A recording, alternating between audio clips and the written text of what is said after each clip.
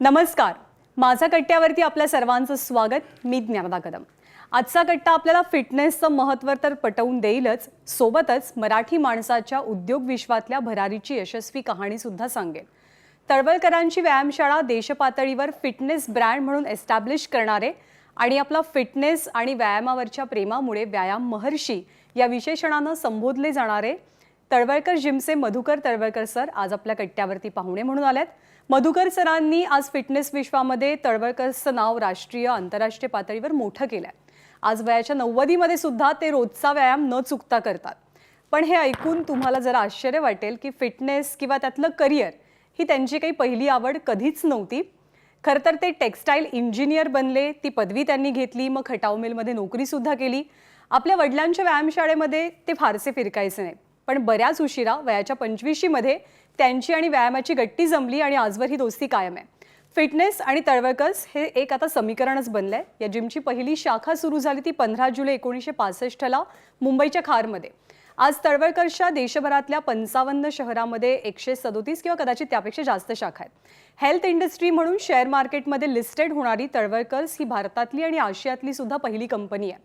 व्यायामशाळांमधनं सुरू केलेली शारीरिक तंदुरुस्तीची सगळी चळवळ मधुकर सरांना गावोगावी पोहोचवायची आहे.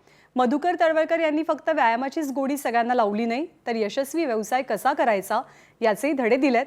त्यामुळे आज कट्ट्यावरती फिटनेस, बिझनेस आणि त्यांचा जीवन प्रवास, आपलं चांगलं लाईफस्टाईल कसं राखायचं या सगळ्याविषयी आपण गप्पा मारूया. सर नमस्कार, आपलं मनापासून स्वागत आहे. नमस्कार सर. म्हणजे मला कायम तुमच्याकडे बघून या गोष्टीचं नवल वाटत आलेलं आहे की आता कोणाला जर सांगितलं की तर 88 वर्षांचे तुम्ही आहात तर कोणी विश्वास ठेवणार नाही. कसं तुम्हाला साधलंय हे, म्हणजे सगळंच असं राखून असणं? काय आहे, मला सगळ्यांना सांगायचं वाटतं की आपलं जे शरीर दिलेलं आहे परमेश्वराने, इतकं सुंदर शरीर दिलं आहे, त्याची काळजी का घेऊ नये आणि काळजी घेतली ते नक्कीच चांगलं राहतं हे मला फार खात्री आहे. नियमितपणा, थोडंसं डिसिप्लिन लाईफस्टाईल, आपली खाणं व्यवस्थित, उगीच्या उगीच अरबट सरबट.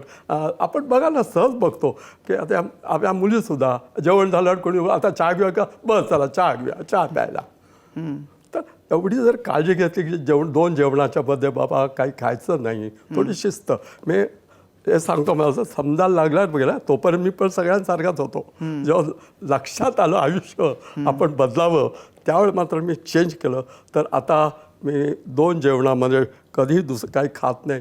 तुम्हाला आश्चर्य, प्रसाद जरी कुणी मला दिला, माझी बायको पुष्कळ प्रसाद घेऊन येते, पुढच्या जेवणाच्या वेळी ठेवून दे बाजूला. थोडी चिडते, पण असंच आहे. पण प्रसाद सुद्धा घेत नाही मी. आणि नंतर पाणी पिण्याच्या बाबतीत पाणी व्यवस्थित प्यायलं पाहिजे. जास्त म्हणत नाही मी, पण केव्हा प्यावं केव्हा नाही पिवं ही काळजी. व्यायाम, नियमितपणा, थोडा अंगातला आळशीपणा काढून टाकला पाहिजे. झोप आता म्हणजे वयामुळे असेल, मी 7 तास झोपतो.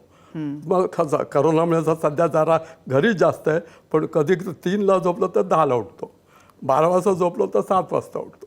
7 तास झोप मी घेतोच. आणि दुपारी वाटलं तर घेतो असं नाही. हे एक झालं. आणि थोडासा आणखी सांगतो, थोडा शांतपणा.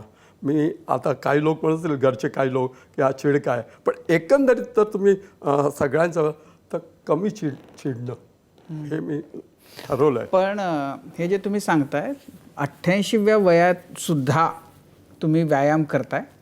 काय करता व्यायाम? थोडीशी प्रॅक्टिस नाही. अहो, तो माझं जाऊन दे, 100 वर्षाची माणसं व्यायाम करणारे लोक आहेत. कालच मी कुठेतरी व्हिडिओ पाहिला, 98 वर्षाची बाई धावत होती.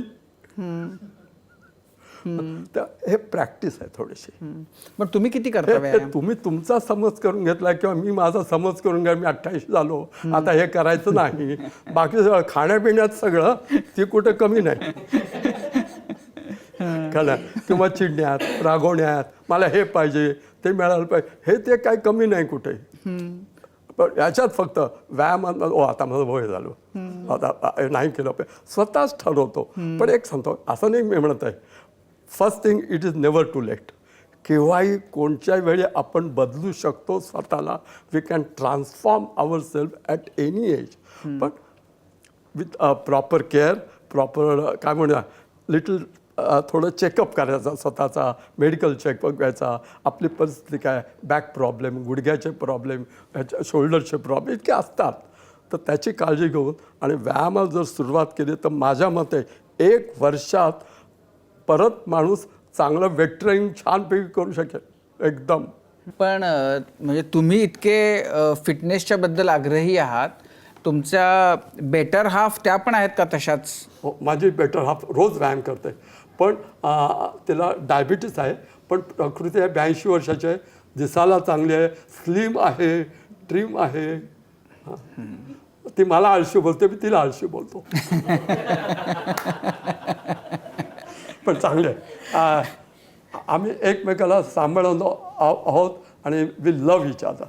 ॲक्च्युली ॲटलिस्ट आय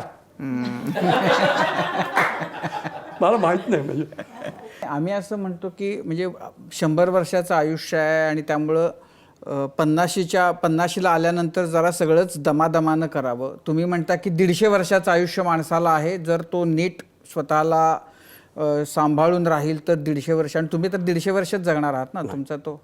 मी थोडंसं म्हटलं हे तसं नाही. एखादी बिल्डिंग जेव्हा बांधतो माणूस त्यावेळी बाई 300 वर्ष टिकावी, ती 300 वर्ष टिकेल असं नाही आहे. मग हवामानाचे त्याच्यावर होणारे परिणाम, इतर परिणाम, आणि नंतर मेंटेन नाही केलं बिल्डिंग, ते परिणाम.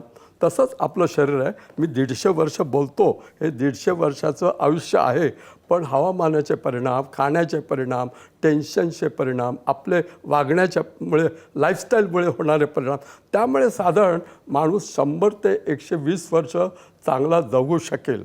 प्रत्येकाने ठरवलं मात्र पाहिजे, आय एम गोइंग, मला जास्त जगायचं आहे बाबा.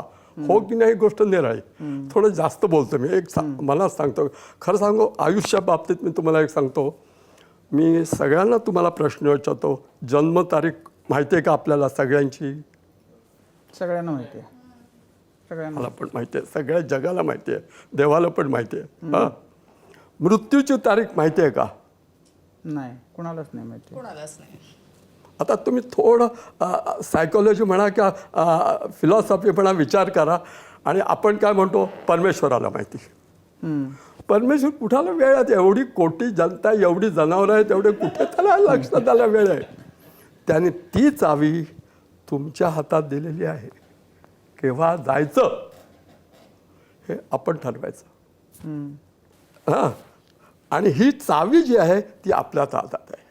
मग ती चावी, मग त्याच्यात सगळं आलं. मग आहार, विश्रांती, व्यायाम आणि जनरल वागणूक. एक तुम्हाला सांगतो बाबा, इथे आईस फॅक्टरी पाहिजे. इथे कुठली? Sugar factory. आणि तिसरी एक फॅक्टरी पाहिजे, सॅटिस्फॅक्टरी. हे मला गुजराती माहिती आहेत आपले लीडर अरुण गुजराती, त्यांनी मला सांगितलं आहे असं. ह्या 3 गोष्टी आला तर माणूस श्रीमंत होईल आणि he will live long. Ice factory, sugar factory आणि सॅटिस्फॅक्टरी, समाधान. पण म्हणजे तुमच्या आयुष्यामध्ये कोणत्या तरी टप्प्यावर तुम्हाला असं वाटलं की आता आपण व्यायाम केला पाहिजे? म्हणजे कुणाला असं फार उशिरा कळतं, कुणाला फार लवकर कळेल. तुमच्या बाबतीत असं का? तुमच्या तर वडील तुमचे मल्ल होते, पैलवान होते, त्यांचं व्यायामाची शाळा होती मुंबईमध्ये. तुम्हाला एका विशिष्ट टप्प्यावर का वाटलं की आपण व्यायाम केला पाहिजे? काय झालं, मी इथं तुमच्या सगळ्यांसारखाच होतो. म्हणजे दुर्लक्ष करणारा व्यायाम सगळ्यांसारखा. हां, सगळ्यांसारखा होतो. कॉलेजमध्ये, शाळेमध्ये व्यायाम नाही, हडकुळा असा, बारीक, उंची कमी आणि असा, त्यामुळे पळगोरा पाप असा होतो आणि हडकुळा असा. आणि वजन होतं, तुम्हाला आश्चर्य, माझ्या 47 kg माझं वजन असायचं. कधी, कोणत्या वयात? 24-25. अरे बाप. हां, 24-25. माझे सांगितलं त्यांनी की मी टेक्स्टाईल इंजिनियर झालो. जेव्हा नोकरी केली, त्या नोकरी करत असताना तिथे मी फार बारीक होतो. तेव्हा मला कळायला लागलं, थोडंसं न्यूनगंड म्हणतो ना, तसं कळायला लागलं, न्यूनगंड यायला लागलं की I am thin, I am short, आणि I have to manage all this workers. हे तर तिथे ॲव्हरेजचं वेईंग मशीन्स असतात आमच्या मिलमध्ये काम करणार. तिथे आम्ही कॉटन वे करायचा, स्पिंडल्स वजन करायचा, यान किती आलं प्रोड्यूसर वजन ते झालं मी उभा राहायचा त्याच्यावर त्या वजन आपलं ॲव्हरेज. अरे बापरे, नाही अजून तेवढंच. असं करता करता एक दिवस मला असं कुठेतरी माहिती आहे आपल्याला टिळकाने आपलं 1 वर्ष कॉलेज सोडून त्यांनी कॉलेजला गेले नाहीत मॅट्रिकनंतर आणि 1 वर्ष त्यांनी व्यायाम केला मुद्दाम आणि त्यांनी पुढे सांगितलं की माझ्या व्यायामामुळे प्रचंड मला फायदा झाला माझ्या आयुष्यात, सहन करू शकलो सगळं. ते थोडंसं डोक्यात होतं. आणि वडिलांची आईची कटकट त्यावेळेला म्हणून 58 साली मी व्यायाम सुरुवात केली. माझं नंतर मग बॉडी बिल्डिंगकडे पण माझं वेळ गेलं. मग आता व्यायाम करावा, थोड्या पुशअप्स करायला, वडिलांची व्यायामशाळेत व्यायाम करायला लागलो. वडिलांचं गायडन्स मला मिळायला लागलं आणि हळूहळू इतकी सुधारणा झाली. 2-3 वर्षात मी मिस्टर बॉम्बेमध्ये कॉम्पिटिशनमध्ये भाग घेतला. माझं 47 70 kg वेट केलं मी 2 वर्षात. Muscular body. अजून तुम्हाला वाटेल की मस्क्युलर बॉडी आहे, असं नाही की फॅटसो वगैरे. एवढा भाग पण घेतला मी. जिंकलो वगैरे काही नाही किंवा मिस्टर बॉम्बे झालो वगैरे असं काही नाही, पण चांगला परफॉर्मन्स असा इतका झाला. मग त्यावेळे हळूहळू मला म्हटलं की ते आय स्टार्टेड लुकिंग बेटर. थोडं ॲप्रिसिएशन व्हायला लागलं. वडिलांनी एकदा ॲप्रिशिएट केलं स्वतः, आईने ॲप्रिशिएट केलं, कधीच करत नव्हतं पण त्यांनी केलं ॲप्रिशिएट. तेव्हा कळलं की हा मोठा फायदा आहे. नंतर त्यावेळी मी ठरवलं की आता हे आपण नोकरी सोडून, म्हणजे 62 साली मगाशी आपण बोललात, 62 साली मी नोकरी सोडली आणि त्याच वर्षी पहिली माझी ब्रँड चालू केली. पण मगाशी सांगताना माझं तळवलकर ठीक आहे, मी थोडं जरा विषयांतर करतो.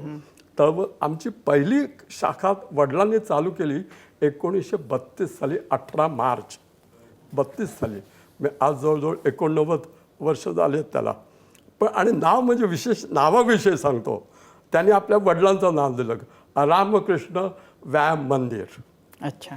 आणि ही पहिली व्यायामशाळा त्यांनी खारला चालू केली. मधु पार्क म्हणून एक एरिया आहे खारला, तिथे पहिली व्यायामशाळा चालू केली. आणि त्यांच्यावर 2 पार्टनर होते. त्याच्यापैकी एक तुम्हाला आश्चर्य वाटेल, एक ताम्हाणे म्हणून होते, पण दुसरे हे विजू खोटे ॲक्टर आहे ना, त्याचे वडील नंदू खोटे.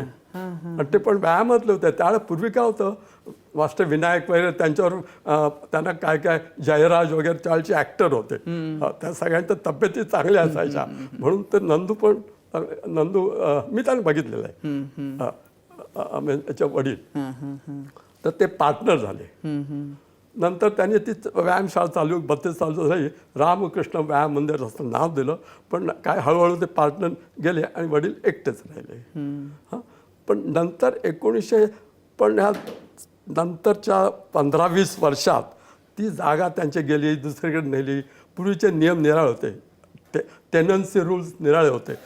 जागा खाली करा म्हटलं की जागा खाली करायची असं. तर अशा त्याने 10-12 ठिकाणी जागा बदलल्या गेल्या त्यांच्या. म्हणजे तसे ससे होलपट म्हणतो ना, तसंच त्यांचं होत होतं वडिलांचं. पण त्यांनी वडील सुद्धा देखणे, उत्तम शरीर, व्यायाम करणारे. तर नावावरनं परत येतो मी. त्यावेळेस नाव होतं रामकृष्ण व्यायाम मंदिर. पण मला अजूनही आश्चर्य होतं, इंग्लिशमध्ये खाली बोर्ड होतं रामकृष्ण फिजिकल कल्चर इन्स्टिट्यूशन, व्यायाम मंदिर असं. 1939च्या सुमारास हे मी त्यांच्याकडनं ऐकलंय, कारण माझा जन्म 33 सालचा. तुमच्या जन्माच्या आधी सुरू झाली व्यायाम? तुमच्या जन्माच्या आधी सुरू केलं ते. म्हणून मी नेहमी सगळ्यांना सांगतो माझी मोठी बहीण असं सगळ्यांना सांगतो मी, माझी मोठी बहीण. आणि 39 हे नाव बदललं वडिलांनी. आमच्या संस्थेचं नाव दिलं new physical culture home, NPCH असं. ते मला आठवतं आहे, कारण मी 7-8 वर्षाचा झाल्यानंतर वडील त्यावेळेस गणपतीमध्ये आपल्या गणेश चतुर्थी कार्यक्रमात ते कार्यक्रम करायचे, पिरॅमिड्स वगैरे, स्वतःचे स्ट्रॉंगमॅन स्टंट्स असे. आणि त्या पिरॅमिड्स करतात ना, त्याच्यामध्ये ते मला वापरायची हलका म्हणून. अगदी शेवटी वरती असा असा बॅलन्सवर असा. त्यावेळेस तो मला बनियन, त्याला गंजी फ्रॉक म्हणायचे, गंजी फ्रॉक असा. त्याच्यात ते आमचा लोगो असायचा, न्यू NPCH असा. हळूहळू वेळ गेला. नंतर 62 साली मी व्यायाम करता माझ्या डोकं मिलमध्ये असताना काम करताना माझ्या डोक्यात आलं की वडिलांना आपण स्वतःचे एक ब्रँच काढावी. मग ते सगळं मी पाडलं. पैसे नव्हते. तुम्हाला असं वाटेल माझी पहिली व्यायामशाळेला 7,000 रुपये लागले लिंकिंग रोडला. आणि ह्याच्या मागे खरं सांगतो परमेश्वराचा प्रत्येक वेळा साईबाबांचा मी भक्त आहे. मला आता सांगायला हरकत नाही आहे. त्याच्यामुळे झाली पहिली जागा मला लिंकिंग रोडला मिळाली. आज linking road is the costliest place. तिथे मला मिळाली चांगली जागा आणि 7,000 रुपयात मी पहिली व्यायामशाळा चालू केली. तेव्हा त्या नावाचा प्रश्न आला.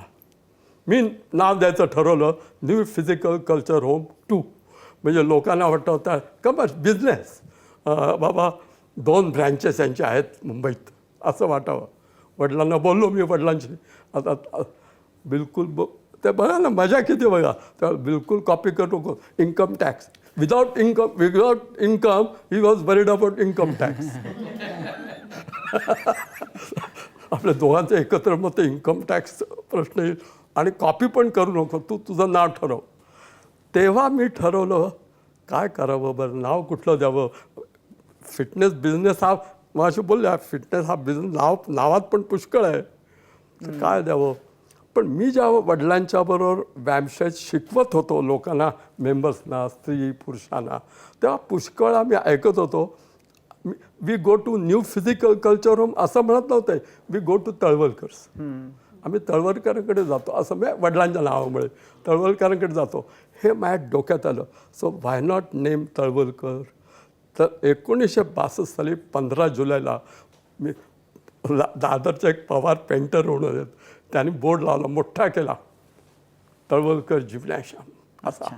आणि तेव्हा कधीही कल्पना मला आली नव्हती की 50-1 वर्षांनी हा ब्रँड एक बिगेस्ट ब्रँड इन फिटनेस हा आपल्या देशात होईल असं मला कधीच वाटलं नव्हतं. पण हळूहळू चांगलं कार्य केल्याने भाऊ माझ्या बहिणी आणि माझी बायको भावाची बायको सगळे एकत्र राहिलं काम करायला. माझ्या बायकोनी जवळजवळ 20-22 वर्ष एका ब्रँचची लेडीज सेक्शनची मॅनेजर होती. प्रेमविवाह नाही लग्नानंतर प्रेम आणि कामात मदत. ती 10 ते 5 लेडीज जिम चालवायला लागली हळूहळू. माझे भाऊ सगळे वडील आम्ही सगळे एकत्र राहिलो आणि त्याचा आम्हाला फायदा झाला त्याच्यामुळे. तर हे त्यावेळी ते नावाचं तळवलकर नाव झालं. वयाच्या 24-25व्या वर्षापर्यंत जे व्यायामाच्या बद्दलचं औदासिन्य होतं ते एकदा तुमचं ते औदासिन्य गळून पडल्यानंतर ती जी झिंग आहे व्यायामाची मी असं कुठंतरी वाचलं की ते तुमच्यामध्ये इतकी ती झिंग होती व्यायामाची की तुम्ही हनीमूनला गेलात तेव्हाही तुम्ही बरोबर व्यायामाचं साहित्य घेऊन हनीमूनला गेलो. तुम्हाला आशा वाटेल मी 30-30 पाऊंड जोड मी 60 पाऊंड त्या ते लोणच्याची पिशवी असतात ना बेडेकरांच्या गनी बॅग्स त्या धरून आणि त्यावेळेला काय आमच्याकडे गाडी बिडी नव्हते त्यावेळेला. तेव्हा मी ट्रेनने जाणं टांग्यातनं किंवा पुण्याला महाबळेश्वरला आणि हनुमान मराठी माणसाला कुठे जास्तीत जास्त त्यावेळेला महाबळेश्वर किंवा माथेरान. आम्ही महाबळेश्वरला गेलो. मला अजून आठवत 300 रुपये होते खिशात आणि 10-12 राहायचं काय पण असतो आणि ते घेऊन गेलो. तर मला अजूनही आठवतं पुणा स्टेशनवर आमची बॅग बायकोची बॅग आम्ही अगदी ती लाजरच होती त्यावेळेला 20 वर्षाची बायको आणि ती बॅग तर आम्ही घेतो सामान म्हणून ते कुली लाल ड्रेसवाले कुली आले आणि बॅग बी घेतली आणि ते गेले काय आता अरे मग मी धरलं. लग्नाचं पण काहीतरी हे आहे ना त्यांना काही विषय काही नाही आहे. लग्नात काही भानगड नाही. लग्न छान झालं सगळं झालं पण माझं मी लग्न व्यायामशाळेत केलं. आणि लग्न आणि तुम्हाला आश्चर्य वाटेल कपडेसुद्धा त्या दिवशी सकाळी पहाटे मुहूर्त 8:30चा सकाळचा त्याला 7 मे 1960 8:30चं पुरतं सकाळी 4ला उठलो आणि दादरला राहतो तो व्यायामशाळा आमची अजून आहे चर्रीरोडला ती जी अजून आहे वडिलांची तिथे सकाळी जाऊन 4:30-5ला व्यायाम केला. अच्छा पॅशन वेळपट मूर्खपणा म्हणा काही म्हणा पण that whole day I was on top. आतनं जे लागतं ना स्फूर्ती म्हणजे आपण कधी निराश होतो, नर्वस असतो, हे असतो, ते असतो, पण I was the best, I am the only, I am the greatest असं फिलिंग येतं व्यायामाने.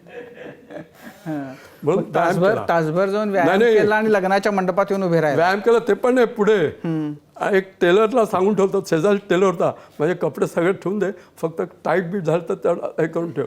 मग त्यांचे रिसेप्शनचे ते संध्याकाळी आहे ते, मग ते त्यांनी संध्याकाळी आणून दिले मला तिथेच व्यायामशाळेत. मग तिथे जर थोडं टाईट लूज. पण व्यायामशाळेत लग्न करावं असं का तुम्हाला वाटलं? मंदिर, मी माझ्या व्यायामशाळेला सदैव आजही मंदिर समजतो. जसं काही लोक देवळात जाऊन नमस्कार की आपलं लग्न करतात, तसं मी मंदिर म्हणून केलं. आणि रिसेप्शन त्या आमच्या व्यायामशाळेच्या ते शाळा आहे, त्या शाळेच्या कंपाऊंडमध्येच व्यायामशाळा आहे. रिसेप्शन शाळेच्या एका वर्गात मी मोठ्या हॉलमध्ये केलं. त्याच्याही पुढे जाऊन तुम्हाला सांगतो, माझ्या मुलाचं लग्न मी म्हणजे नंतर 85 साली वॉर्डन रोडच्या व्यायामशाळेत केलं. अच्छा. विधी सगळा मशीन बाजूला ठेवून असं तुमच्यासारखे पडदे लावून हे सगळं मध्ये भटजी वगैरे विधी तिथे केलं. माझ्या मुलीचं रिसेप्शन वॉर्डन रोडच्या आपला वडाळी जिमच्या बाहेर कंपाऊंड आहे तिथे रिसेप्शन केलं. मी तो दर वर्षामध्ये एक तुमचा जो कार्यक्रम असतो घरातल्या सगळ्या महिला मंडळाला घेऊन ट्रिपला जाण्याचा. हो नाही ट्रिपला नाही जात, तसं बरोबर आहे थोडं. एक मी दर 8 मार्चला, तर ह्या वर्षी नाही झालं करोनामुळे आम्ही नाही केलं, मागच्या वर्षी पण नाही केला, त्यावेळेस 8 मार्च येतो ना म्हणून. पण मी गेले 15 वर्ष एकदा ठरवलं, पण इंद्रायणीमध्ये पुण्याला जातो, इंद्रायणी तर महिला दिन वगैरे. लगेच मी माझ्या बहिणीला फोन केला त्यावेळेला नंतर की आपण जाऊया ना सगळे एकदा केव्हा तरी. त्यावेळेला पुण्याला होतो. मग त्यामुळे पुण्याला आम्ही माझ्या घरी काम करणारी बाई, तिची मुलगी होती छोटी ती, आणि माझी एक बहीण पुण्याला होती, आली. आम्ही 5-6 जणांनी बायकांनाच फक्त, मी एकटा पुरुष, आणि असं जेवण दिलं. त्या सुरुवात केली तर आता 70 ते 80 बायका येतात. बहिणी पण नाचलं का अशा बाहेरच्या नाही, बहीण, आमच्या सुने, बहिणीची सून, अशा सगळ्या, सुलेखा तळवळकर, पौर्णिमा तळवळकर, या सगळ्या अशा जमतो आम्ही. स्मिता तळवळकर पूर्वी होसाची, सगळ्या आम्ही जमतो आणि मी सगळ्यांना पार्टी देतो आणि निनाळे कार्यक्रम देतो. बॉडी बिल्डिंग दाखवतो, मिस्टर इंडिया येतो, मिस इंडिया येते, त्या दाखवतो. नंतर इतर जादू, ड्रम वाजवणं, सगळे निनाळे 2-3 तास कार्यक्रम, आणि नंतर उत्तम जेवण, आणि संध्याकाळी सगळ्या बायकांना गिफ्ट. अच्छा. प्रत्येकाला गिफ्ट देतो. आणि नंतर सगळ्यांना एक प्रत्येकजण आपापलं मतं बोलतात, कोण हे करावं ते करावं, तो संभाषणाचा कार्यक्रम. नंतर मी सगळ्यांचे आभार मानतो. आज जो काही मी आहे हा तुमच्यामुळे आहे, आणि तुम्ही माझ्या इतके उपकार केलेले आहेत, तर म्हणून मी तुम्हाला, तुम्ही येतात आणि असा कार्यक्रम संपवतो. पण अजूनही त्या कार्यक्रमामध्ये पुरुषांना बाकी कुणाला अलाउड नाहीये? अजूनही त्या कार्यक्रमामध्ये तुम्ही एकटे? गेले 3-4 वर्ष दरवेळी एक पाहुणा बोलवायचा, तो पुरुष, पण तो नात्यातलाच, मोठा भाऊ, मोठा काका. आता काका वेगळं नाही आहेत असं, तर आता 4-5 पुरुष असतात, पण पूर्वी मी एकटा असं. आता ही कौटुंबिक आठवण तुम्ही सांगितलीत, पण मी वाचलंय की तुमच्या आजी आजोबांना तुमच्या वडिलांसह 20 अपत्य होती. एकमेकांना तुम्ही कसे ओळखायचात, आणि तळवलकर वाड्यातल्या आठवणी आहेत का सांगलीतल्या? तो प्रटकार तुम्हाला विचार पाहिजे, तळवलकर आले कसे व्यायामात. तुम्ही हा ते सांगतो जरा. तळवलकर काय आहे, आम्ही अष्ट म्हणून गाव आहे सांगलीच्या जवळ, यांच्या जवळ आहे, हे सांगलीचे. अष्टमुळे इस्लामपूर ऐकून माहिती आहे ना, आणि औदुंबर त्या भागात आहे अष्ट, आम्ही तिथले. तर तिथे माझे आजोबा आजीना, खरं सांगतो मी त्यांना बघितलं आहे. आजोबाला 10-12 वर्ष बघितलं आहे मी लहान असताना, आणि आजीला 6-7 वर्ष बघितलं मी. आजी माझी इतकी सुंदर होती, आणि आजोबा पण चांगले धडधाकट असे चांगले होते. उंच जास्त नाही. तळवलकरना मी बघितलं, आताची पिढी उंच आहे माझी, माझ्या नातू, माझी मुलगी सगळं त्या उंच 6-6 फूट आहेत. पण त्यावेळेला त्यांना जवळजवळ मी एवढी बघितली नाही, मी बघितली 13 जण माझे भाग. पण ऐकलं की माझ्या आजीना 20 बाळंतपणं झाली आजीची, चक्करीला बायकाला घरी येते 20 म्हटलं. आणि पण मी बघितले 13 माझे वडील धरून, 5 आत्याबाई, एकंदर 8 भाऊ, म्हणजे माझे वडील आणि 7 काका, यांना सगळ्यांना भेटलो आहे आणि ते सगळे चांगलेच होत जगले होते. पण ऐकलं की पहिली मुलं थोडी लहान होती गेली असं. तर त्यामुळे झालं काय, आणि अजूनही आमच्या गावाला 2 बाळंतिणीच्या खोल्या आहेत. एक मजेदार आहे, बाळंतिणीच्या खोल्या आहेत 2. आणि तिथे आम्ही आता हेच ठेवतो, आमच्या शेतातलं सामान होता पोती तिथे ठेवतो. आता हॉस्पिटल्स आहेत ना, त्या घरी बाळंतपण व्हायचे पूर्वी. तर त्याच्यामुळे झालं काय, आई जास्त बाळंतिणी खोलीमध्ये इतकी वर्ष, आणि मुलं वाढतायत, मुलं मोठी होत आहेत, बघायलाच कोण नाही. वडील नोकरी करणार कुठेतरी शेतावर वगैरे किंवा नोकरी. तर त्यामुळे काही लोक बिघडले, त्यावेळचं बिघडलं. पण तर माझे वडील बिघडले म्हणजे काय, इतर जातीत जाऊन कुस्ती खेळायची, व्यायाम करायचा, कृष्णा नदीत पोहायचं, म्हणजे औदुंबरला किंवा कृष्णा नदीत जायचं आणि तिथून सांगलीला बाहेर पडायचं. कसं पुरात जाऊन म्हणजे वाहत जाऊन ते बाहेर पडायचं, वडपारंब्या चढायचं, तिथं उड्या मारायच्या, असं कुस्ती असं झालं. त्यामुळे त्या व्यायामाचा वडिलांचं दुर्लक्ष अभ्यासाकडे, लक्ष जास्त खेळण्याकडे. आणि माझे वडील नंतर तरबेज झाले आणि कोल्हापूर त्या एरियात, सातारा, सांगली चॅम्पियन झाले वडील रेसलर. नंतर सर्कसमध्ये काम केलं. त्यावेळेस सर्कस, देवल सर्कस काय ते देवल तिथे त्यांनी सर्कसमध्ये काम केलं. आणि त्यामुळे त्यांना मग इतर पण काम, स्टंटमॅन, कुस्तीचं नाही, बॉडी दाखवायची, नंतर पण हे पण करावं लागलं, म्हणजे रोमन रिंग्स वगैरे, स्विंग ते पण शिकावं लागलं. ते बिकेम ऑलराऊंडर एकदम. नंतर मलखांब शिकले, हे शिकले, कुस्तीला मलखांब लागतोच, कुस्ती, मलखांब, त्यामुळे मग ते गणेश चतुर्थीमध्ये काम करायचे, कोण थोडे दाखवणं, हे करणं. तर त्यामुळे ऑलराऊंडर झाले. आणि शेवटी मग ते गिरगावात आले नोकरीसाठी. 1927 का 28 साली मुंबईत आले नोकरीला. कारण शेवटी आजोबांनी प्रश्न विचारला, हे ठीक आहे पण याचं काय. म्हणून ते मग मोठा भाऊ मुंबईत होता, W.R. तळवलकर. त्यांना मग मोठ्या भावाने मुंबईत बोलवलं. तर तिथे एका त्यांना बॉक्स फॅक्टरीमध्ये, पूर्वीचे ना बॉक्स असायचे दागिनीचे, बॉक्स बनवायचे असे छोटे, ती फॅक्टरी नोकरी लागली. आणि संध्याकाळी एका व्यायामशाळेमध्ये त्यांनी शिकवायला फुकट सुरुवात केली. ती जिम अजूनही आहे, हिंदू सार्वजनिक व्यायामशाळा म्हणून कांदेवाडीत आहे, कांदेवाडीत. तिथे त्यांनी कुस्ती शिकवायला सुरुवात केली. तिथेच ते खोटे भेटले, तिथेच ते तांबणे भेटले आणि जिम सुरू केली. आणि असं जिम सुरू झाली. वयाच्या बद्दल परत बोलायचं कारण नाही, कारण आमच्या कुणाहीपेक्षा खरं तर तुम्ही फिट आहात.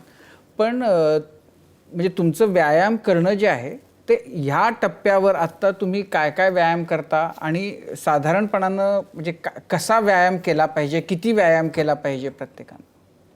मी सांगतो माझ्या बाबतीत, मी काय सांगतो, माझ्या हे प्रॅक्टिसवर असतं. एकदा सवय लागली शरीराला आणि मनाने आणि शरीराने जर साथ दिली ना, तर तुम्हाला काहीही आड येऊ शकत नाही. मनाची साथ मात्र पाहिजे. पण सारखं जर तुम्ही डोक्यात म्हटलं, ओ आता मी वय, आता हे उचलतं मी हार्ट फेल होईल, माझं हार्ट बिघडेल, माझी पाठ दुखेल, हे दुखेल, मग कधीच आयुष्यात सक्सेसफुल होणार नाही कुठल्याही बाबतीत. मी व्यायामच म्हणत नाही, काही. आता मला फार मनात इच्छा आहे, किती वर्ष आली मी म्हणतोय की वारीला जावं चालत त्यांच्यावर. माझा ह्या वर्षी जायचा विचार होता, पण पुढच्या वर्षी माझा विचार आहे. हे पण सांगणार, काळजी घेणार आहे, माझी गाडी मी ड्रायव्हर ठेवणार आहे पाठीमागे. आणि बायको म्हणते नाही मला नाही जमणार, करती पण आता 83 वर्ष झाली. तर म्हणतं मी जातो, तू गाडीत बस, आपण थोडी चाल, आम्ही पुढच्या वर्षी प्रयोग करणार आहे. हा म्हणून मी आले, आता चालायला सुरुवात केलो. मागच्या वेळी मी एक व्हिडिओ काढला मागच्या वाढदिवसाला, मागच्या 2020 साली. तर मला 12 मजले मी चढायचीच प्रॅक्टिस केली. असं नाही की रोज 12 मजले मी चढत होतो, बिलकुल नाही. पण त्यामध्ये दाखवायचं व्हिडिओमध्ये की 1 can do climb 12 flowers also. म्हणून माझ्याकडे, आमची उंच बिल्डिंग नाही आहे, 4 मजलेच आहेत, तर जायचं 3 वेळा, असे 12 मजले प्रॅक्टिस करत होतो आणि झाली प्रॅक्टिस. तसं काही नाही. आता पुढच्या वर्षी वारीला जायचा विचार आहे. शेवटी थोडं ना, सगळ्यांचं मनाची साथ पाहिजे थोडीशी, भीती आणि मन. आणि परमेश्वरावर विश्वास ठेवला ना, हां मी हे म्हणतो आता तुमच्यात काही व्याधी असतील, शरीरात काही प्रॉब्लेमच आहे, तर मग तो थोडी तशी काळजी घ्यावी लागेल. ते डॉक्टरना विचारून सल्ल्यानुसार थोडंसं करावं लागेल. सौंदर्य जपा, लोक काय म्हणत, मेकअप करतेस तू, हे करतोस ते करतोस, खातोस ते फार जपतोस, तर त्यांचा प्रश्न आहे. This is I love my body, this is मला परमेश्वराने दिली एक देणगी आहे. ओन्ली एकच वेळा नंतर परत नाही मिळणार आहे. आणि गेले लोक म्हणतात, हे मला कधी लक्षात नाही आलं. मी थोडंसं संतांच्या काय म्हणा विरोध बोलत होते. अरे मरण काय केव्हाही हरकत नाही, आत्मा अमर असतो. मी खरं सांगू, आत्मा मला अजूनही समजला नाही आणि दिसला नाही. आणि आत्मा जर एन्जॉय करत असेल तर मला काय उपयोग? I want to enjoy my life. तर तुम्ही आत्म्यावर प्रेमापेक्षाही स्वतःवर सध्या प्रेम करा, इतकं जपा हो. आणि काय माहिती आहे, परमेश्वराने आपल्याला इतकंच दिलंय डोकं. मी खरं सांगतो, प्रत्येकाने आज जरी तुम्ही सुरुवात केलीत ना, every day will become beautiful. पण किती केलं पाहिजे, किती वेळ केला पाहिजे? नाही तसं नाही, प्रॅक्टिस आहे. खरं सांगू का, इट इज इंटेन्सिटी नॉट वेळ. Intensity of exercise. म्हणजे मी मुद्दाम रोज डायरी लिहितो. तुम्ही माझी डायरी बघितलीत ना, व्यायाम रोज कोपऱ्यावर खालच्या डायरीवर काय व्यायाम केला, किती वेळ केला, कधी, आणि रोज लिहितो. ग्रेट फिलिंग्स, हॅपी, परवाले रेस्टलेस. म्हणजे रेस्टलेस म्हणजे असं नाही, उलटा अर्थ घेतला मी. रेस्ट घेतली नाही, अच्छा, रेस्ट कमी घेतली. रेस्ट पण मुद्दाम शब्द वापरला, रेस्टलेस, नॉट लेस रेस्ट असं. तर मी रोज लिहितो. तर हा किती वेळ करावा ही इंटेन्सिटीवर अवलंबून आहे. नुसतं असं समजा थोडं धावली, ही धावली, थोडी धावली, परत उठून ऑल पुशअप केल्या, 3 केलं, नको, परत बसले. आता 2 तास केला, उपयोग काय?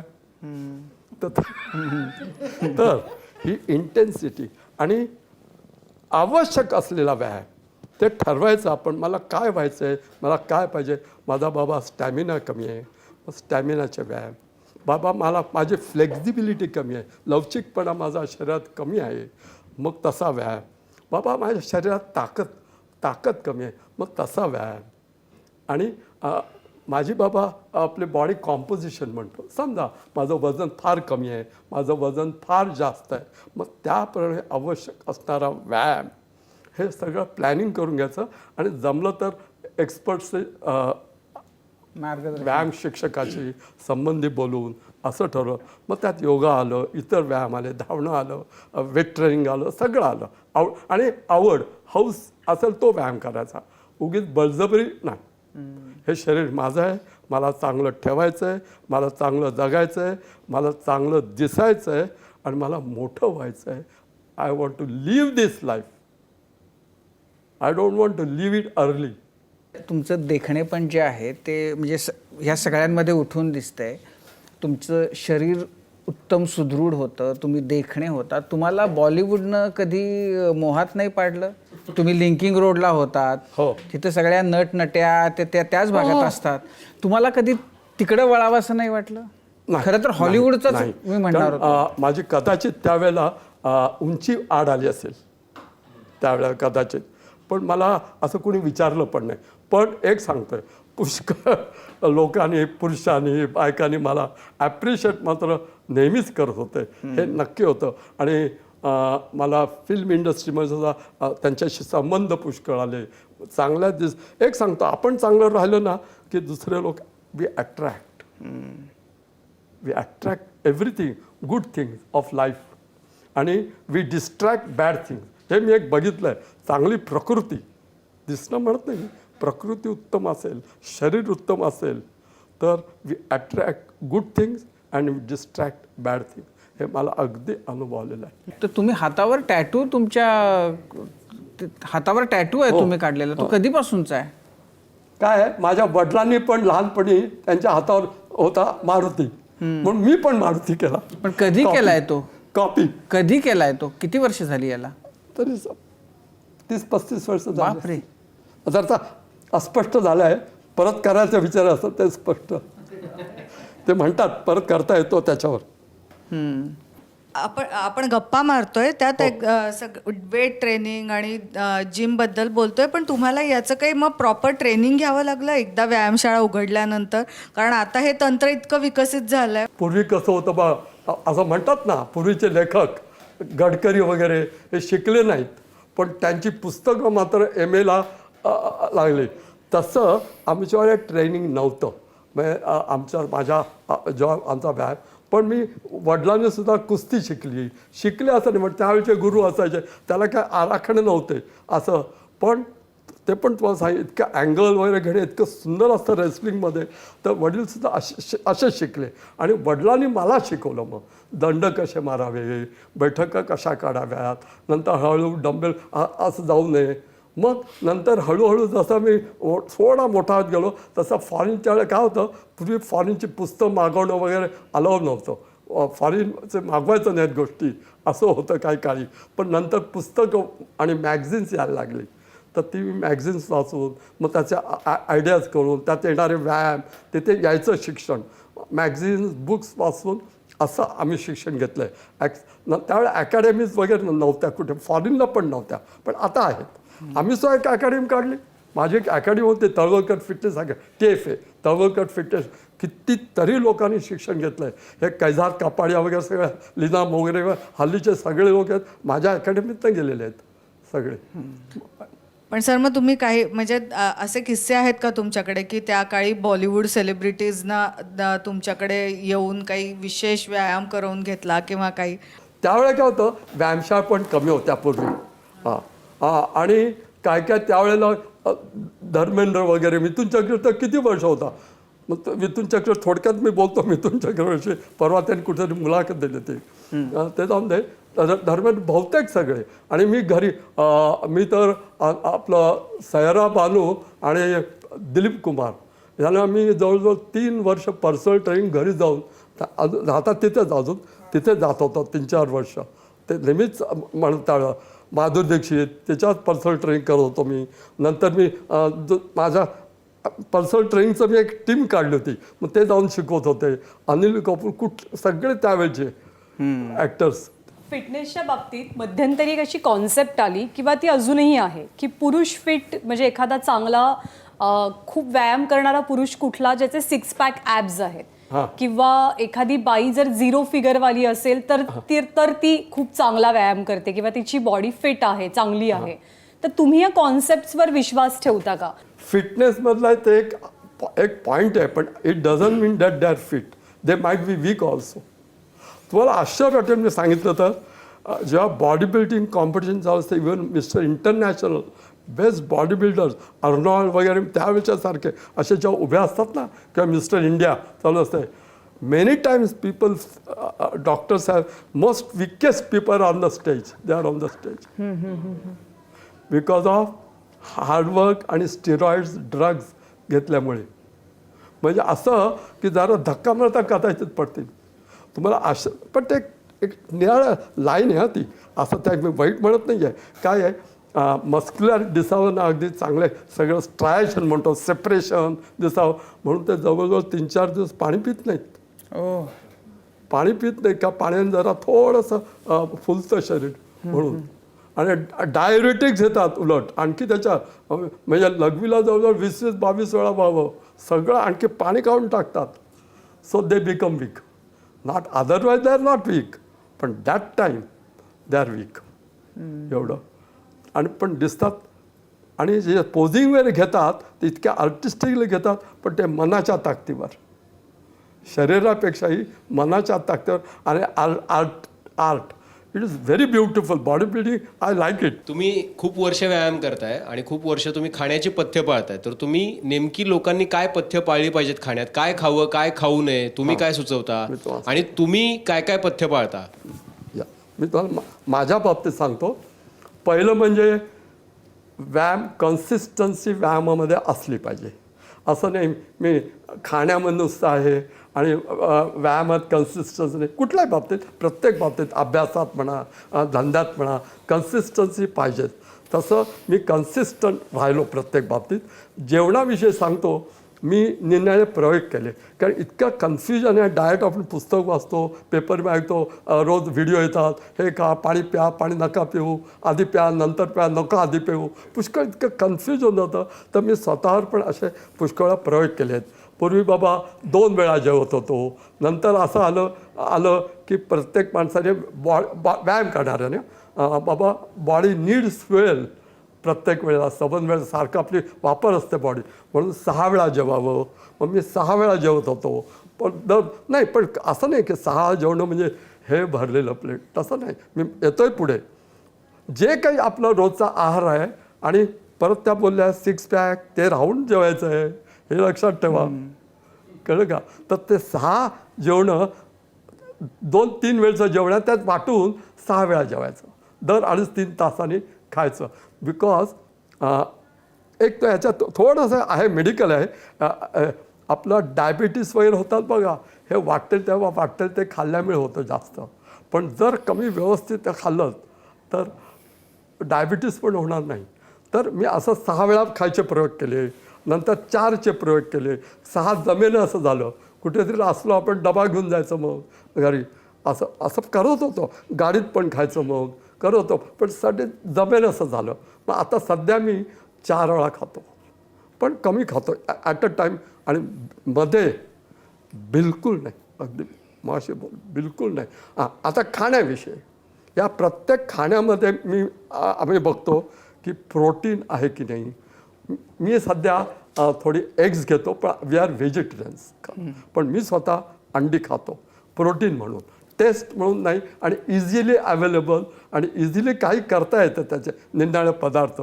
आणि मी अंडी खातो प्रोटीन म्हणून, विचार करतो ह्याच्यात आज प्रोटीन आहे की नाही.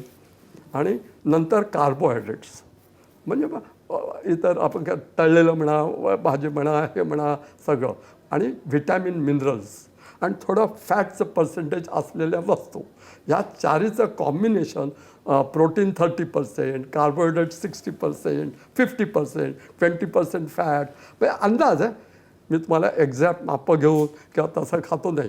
पण एक सांगतो, जर 6 वेळा खायचं आणि जे काही खाल ना एवढं, भात आहे एवढा, आता चपात्या आहेत तर अशा 2 चपात्या फोल्डिंग एवढ्या, किंवा 2 ब्रेडचे तुकडे, आणि तूप आहे, घी आहे, एवढं एवढं एवढं एवढं असं प्रत्येक वेळा खायचं. त्याच्यापेक्षा जास्त खायचं नाही. हां, मग त्यात थोडंसं इतर कधी भजी खाल्ली, कधी घरात चांगलं असतं, वाईट नाही, काही नाही. पण मनाला गिल्टी फिलिंग नाही पाहिजे प्रत्येक वेळा. तुमच्याकडे लोक चीट डे पाळतात. 7 दिवस व्यायाम करणारे 1-2 दिवस चीट डे पाळतात. तुम्ही कधी चीट डे वगैरे पाळता का? असं त्यात पण एक आहे असं की 7 दिवस सोमवार ते शनिवार व्यवस्थित राहा आणि रविवारी वाटेल ते खा, असं पण एक डायटिशियनचं म्हणणं आहे. पण हे मला पटत नाही आहे. आपण आपल्या तब्येतीचा विचार करून करावा. मी खरं सांगतो, मी सुद्धा चीट करतो. चीट करणं हे मला आवडतात. चॉकलेट आणि आईस्क्रीम मला फार आवडतं, अगदी फेवरेट माझं. आणि केकसुद्धा चॉकलेट केक असा. हां, पण काळजी घेऊन खातो, काळजी घेतो. माझ्या सुनेने मला आईस्क्रीम पाठवलं एवढं छानपैकी, डबल बेल्जियम चॉकलेट असं पाठवलं. तर मी लगेच सांगितलं, आज मी आईस्क्रीम खाणार आहे रात्री, मला काहीही स्वयंपाक इतर खाणार नाही आहे मी. तसं केलं आणि स्वतःलाच बनवलं. आता तुम्ही वयाच्या 25व्या वर्षीपासून सुरुवात केलीत आणि तुम्ही आत्ताच म्हणालात की खूप लहान वयामध्ये मुलं सध्या जिममध्ये जाणं किंवा स्वतःचे शरीर मेंटेन ठेवणं यासाठी प्रयत्न करतात. तर मुलगा असो किंवा मुलगी, एक साधारणतः कितव्या वयानंतर व्यायाम सुरू करायला हवा? व्यायाम मी तुम्हाला सांगतो, हाय इंटेन्सिटी म्हटलं किंवा डंबेल्स वगैरे म्हटलं, हे साधारण 16 वर्षानंतर, म्हणजे सगळे जॉईंट्स सेट झालेले आहेत त्यानंतर करावा. 18 इज द बेस्ट, पण 16 वर्षानंतर पण चांगलं होतं. पण तोपर्यंत म्हणजे लहानपणी जन्मल्यापासून म्हणा, जन्मलेली मुलं व्यायाम करतातच, धावतात, पडतात, धडपडतात, ते करतात. पण समजायला लागल्यावर मग स्विमिंग करणं किंवा खेळणं, लंगडी, खो खो, इंडियन गेम किंवा कुठलाही क्रिकेट काय साधा व्यायामाचा नाही, तर मनोरंजन जास्त आहे. व्यायामाचे जे असे धावणं, पळणं, ॲथलेटिक्स असे जास्त, स्विमिंग, सायकलिंग असे एक बॅडमिंटन, असे टेनिस असे खेळ खेळावेत त्या वयात.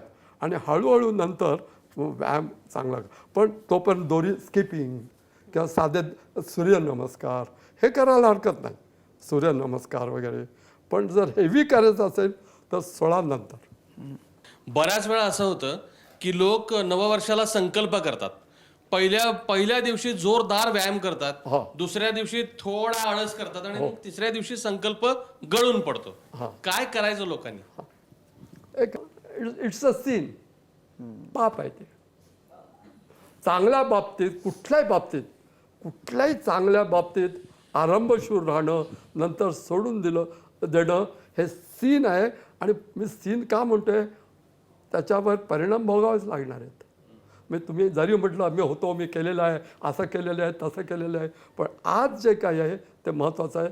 आणि पाप का म्हणतोय मी, कारण त्याचे परिणाम भोगावे लागणारच आहेत न केल्याचे. आरंभशूर जास्त केल्याचं नाही म्हणत नाही मी, नंतर कन्सिस्टंटली ठेवलं नाहीत आणि त्याचे होणारे जे परिणाम ते होणारच. आणि काय म्हणूया, जीवन थोडंसं कमी म्हणा किंवा दुःख म्हणा किंवा क्लेशमय म्हणा किंवा रोगी होणारच.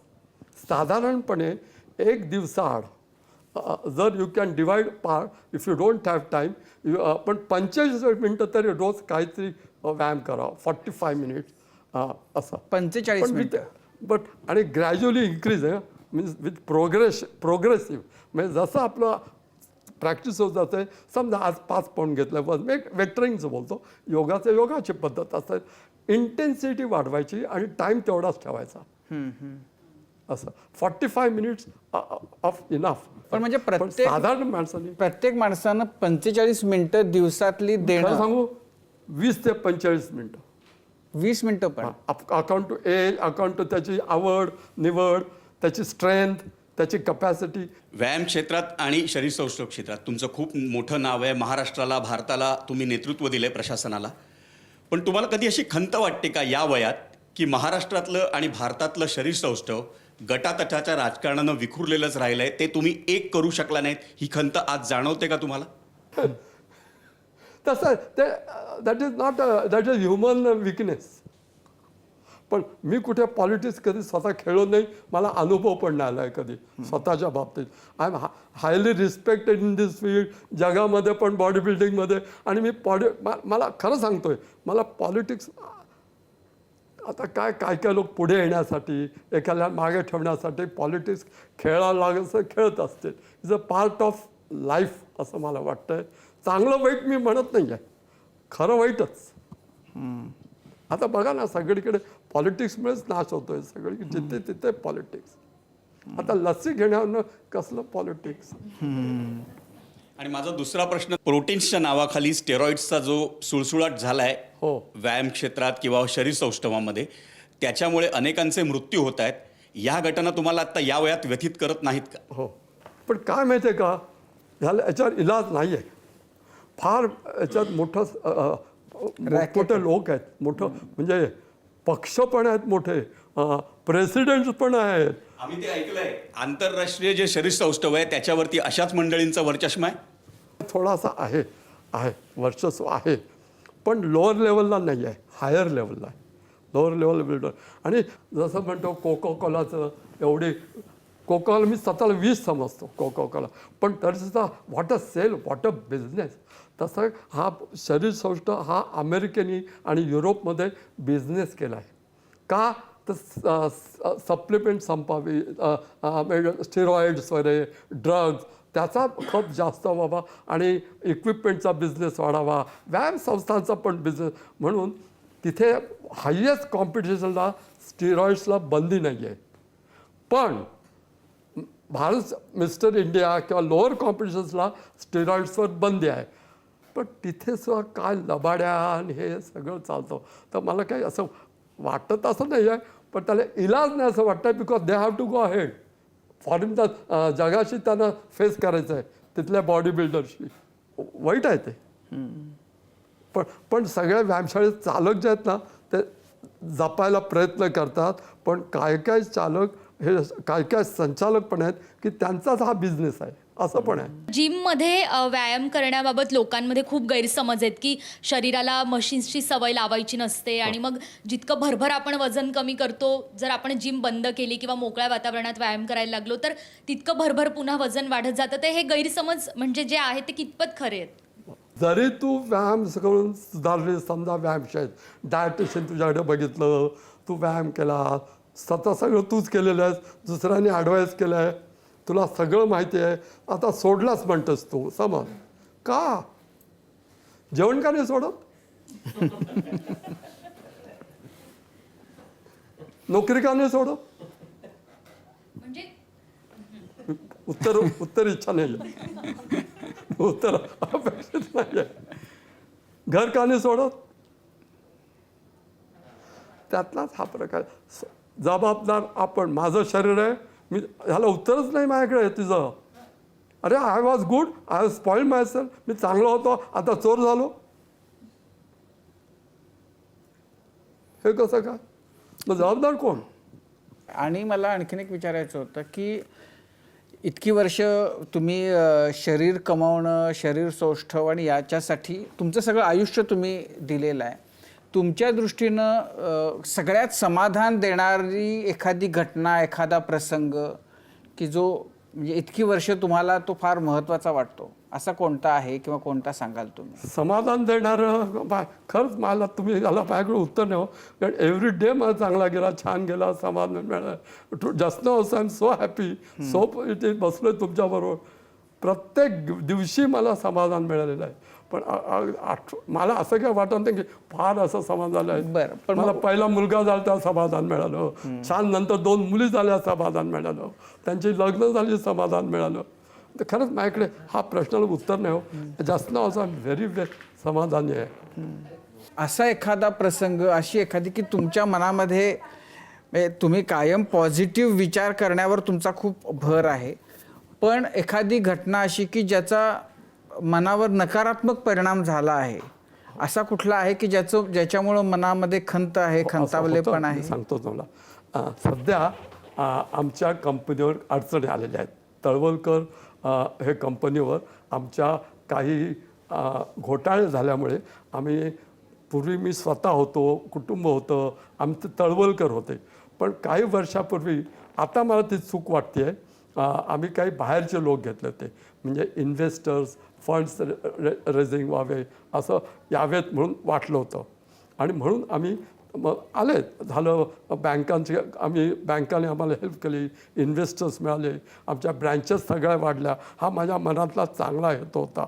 पण गेले 2-3 वर्षापूर्वी थोडा सेटबॅक आला आहे की आमच्या पार्टनर्सनी, आता स्पष्ट बोलतो आहे, काही अफरातफर केल्या अचानक. त्यामुळे तळवलकरचं नाव किंचित खराब झालेलं आहे माझं. ते आता कसं वरती परत आणायचं हे माझ्या डोक्यात विचार चालू आहेत. आणि तुम्हाला खरं सांगतो, ह्याच्यात माझ्या मुलाचा आणि माझा पुतण्या, आम्ही ती कंपनी आहे ते एकाचाही भाग नाही आहे भेटतात.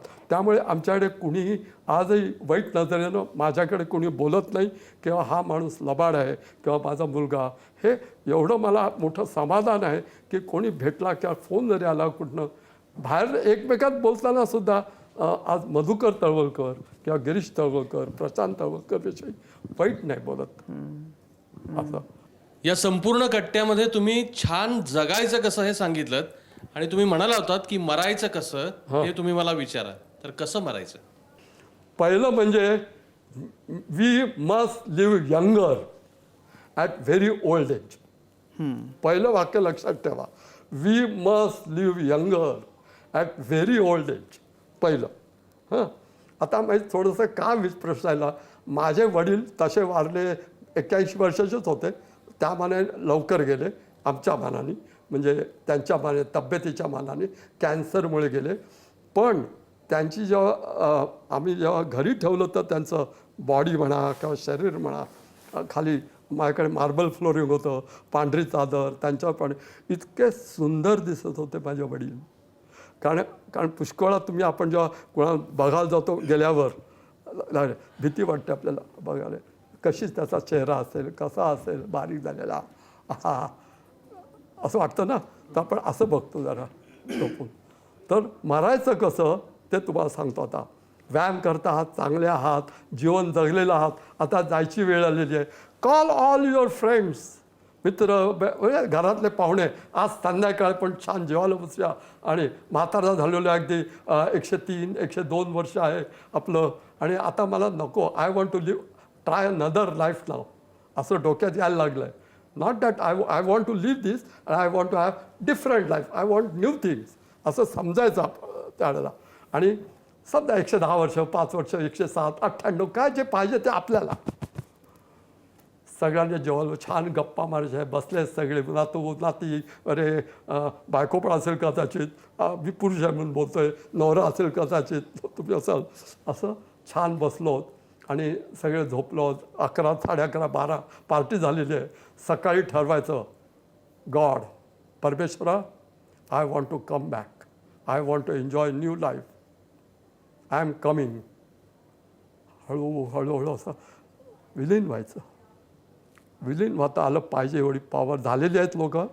आणि सकाळी सगळे उठतात, अरे काल आजोबा किंवा आजी एवढी चांगले होते, आज नाहीत.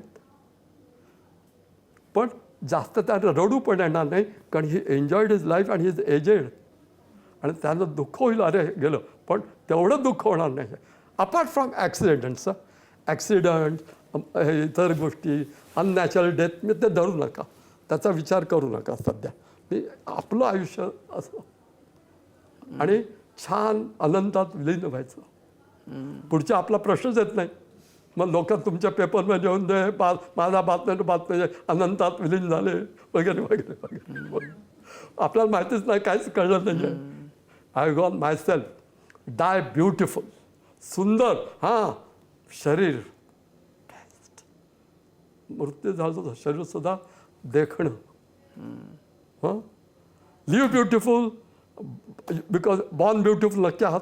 आता ही जन्मली असेल, काय सुंदर, आईला आनंद झाला असेल, आई वडील, मी सुद्धा, तुम्ही सुद्धा, अरे व्हॉट अ ब्युटिफुल चाइल्ड. तर तसंच परमेश्वर जे दिलेलं आहे, while going also, what a beautiful man, what a beautiful woman, असं जायचं. तुम्ही अगदी परफेक्ट सांगितलंय की आयुष्य कसं जगायचं, तर आयुष्य असं जगायचं आहे, एकदम आनंदी राहा, फिट राहा, निरोगी राहा. बऱ्याचदा असं होतं ना की आपण गोष्टी गृहीत धरतो, आणि सगळ्यात जास्त आपण गृहीत काय धरत असू तर ते आपल्या शरीराला आपण गृहीत धरतं. पण तुम्ही म्हणालात तसं की तुमच्या शरीराची चावी ही तुमच्याच हातात आहे. यायचं कधी हे जरी ठरलेलं असलं तरी जायचं कधी हे ठरवणं आपल्या हातात आहे. त्यामुळे फिटनेसचं महत्त्व ओळखा, अगदी छान राहा, सुदृढ राहा. आय एम शुअर की हा कट्टा ज्यांनी पाहिलाय ते सगळेजण अगदी उद्यापासून व्यायाम सुरू करतील. जे आधीच व्यायाम करतायत ते अजून जोमानं व्यायाम करतील. आणि तुम्ही असे छान आनंदी राहा, मस्त फिट राहा, आयुष्य एन्जॉय करा. मनापासून आभार आपले, तुम्ही कट्ट्यावर आलात आणि आमच्याशी संवाद साधलात त्याबद्दल. थँक्यू. God bless you. सगळ्यांना माझा नमस्कार. आणि यानंतर माझा कट्ट्यावरती आता वेळ झालेली आहे इथेच थांबण्याची. ताज्या बातम्यांसाठी पाहत रहा ABP माझा.